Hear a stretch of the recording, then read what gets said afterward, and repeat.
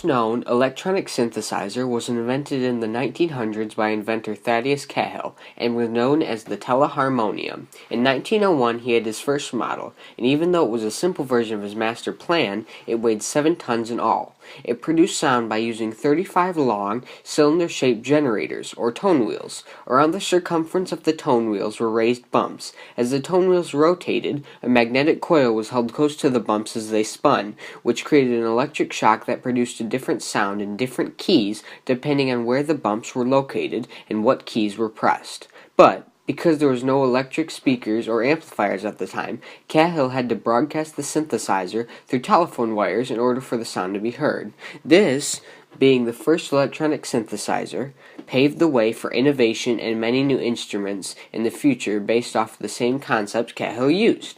Moving on to 1906, we see the invention of the Triode vacuum tube, which led to electrical amplification. The vacuum tube took weak electrical frequencies and made them louder, so it was essentially a speaker. This meant early synthesizers no longer had to be amplified with telephone wires.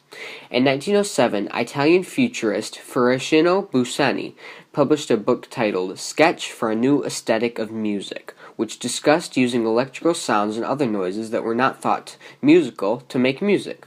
His pupil, Edgar Varsi, then went on to write the musical piece Ionization in 1902, which focused on the liberation of sound, as he called it, which used many percussion and noise instruments to prove that not only classical instruments can make music. In 1930, the tape recorder was invented, and with it, John Cage composed Imaginary Landscape No. 1, using test tones from recordings, which he played back on turntables at various speeds to make it.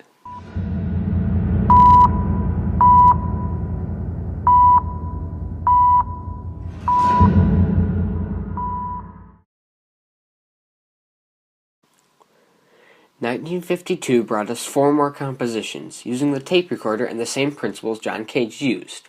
They were composed by Vladimir Yusavchevsky and Otto Luening, and were presented at the Museum of Modern Art in New York. 1952 also brought us the invention of the first ever sequencer. It was invented by Raymond Scott and consisted of hundreds of switches controlling stepping relays that, when pressed down in certain patterns, created a sequence of sounds. In 1960, the development of smaller voltage synthesizers was started by Moog, which made electrical instruments and synthesizers available to most composers, universities, and popular musicians. In 1967, we witnessed the beginning of live electronic music performances.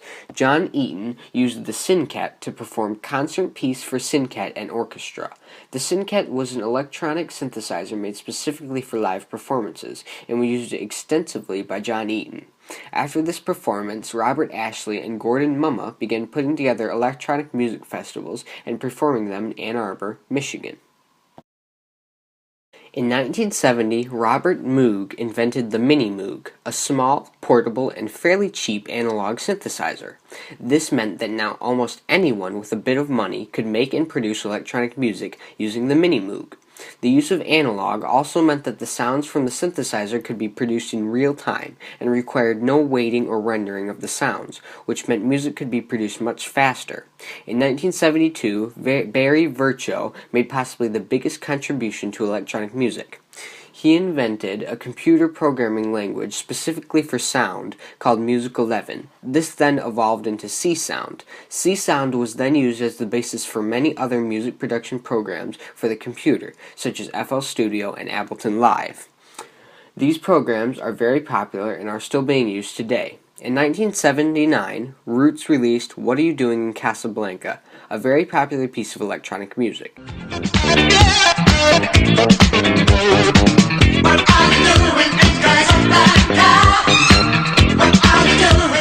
In 1980, MIDI, short for Musical Instrument Digital Interface, was developed by Dave Smith. This made major advancements in the electronic music industry, because at the time, all synthesizers were monophonic, meaning they could only be produced with one electronic instrument and one amplification source. But the development of MIDI solved this problem by creating a universal interface that every modern analog instrument and sound system could connect to. In 1990, the computer-assisted performance of electronic music became popular, by Todd Machover performing Begin Again, Again on hypercello, an interactive system of sensors measuring the physical movements of a cellist.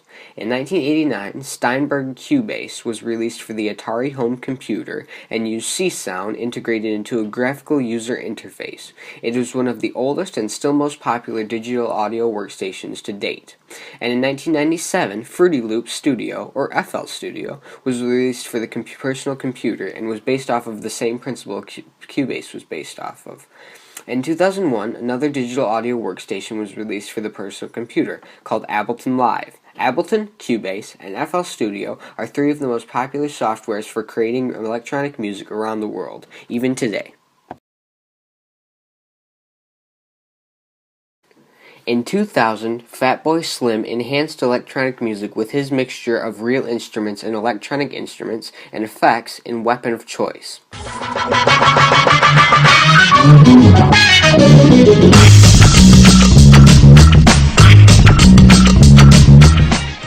In 2003's Dr. Feelgood by Interface, a mixture of electronic sounds was used that highly influenced later subgenres such as acid.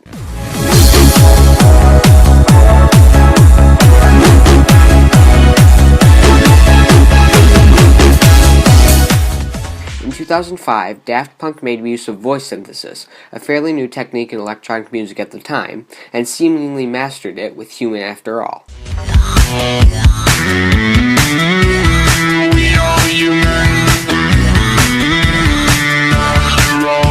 And in 2006, Bass Hunter released Dota, whose legacy later influenced another subgenre called hardstyle.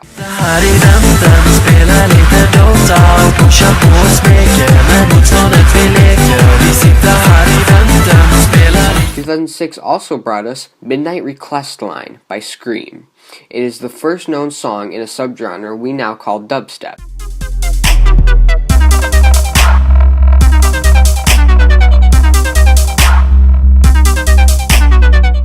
In 2008, Deadmau5 emerged onto the scene with his club hit, Faxing Berlin.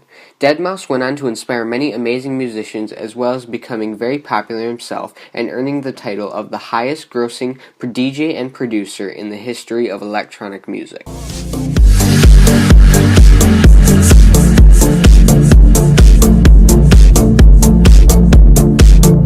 In 2009, Parov Stelar released Cat Groove, a song that mixed 1940s swing music with modern electronic music. This then created an all-new subgenre called electro swing.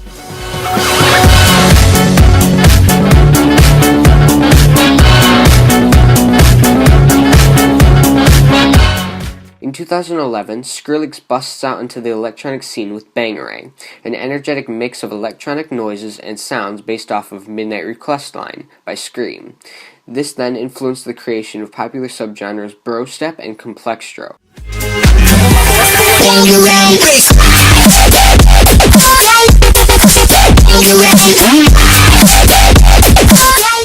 And lastly, in 2014, Alexander Winter, who suffers from Asperger's and autism, which causes him a rare mental condition that makes him a musical genius called a savant, releases Nazareth. Nazareth uses Middle Eastern scales and instruments in combination with Western-style electronic music to create a masterpiece, in which the genre is still not defined.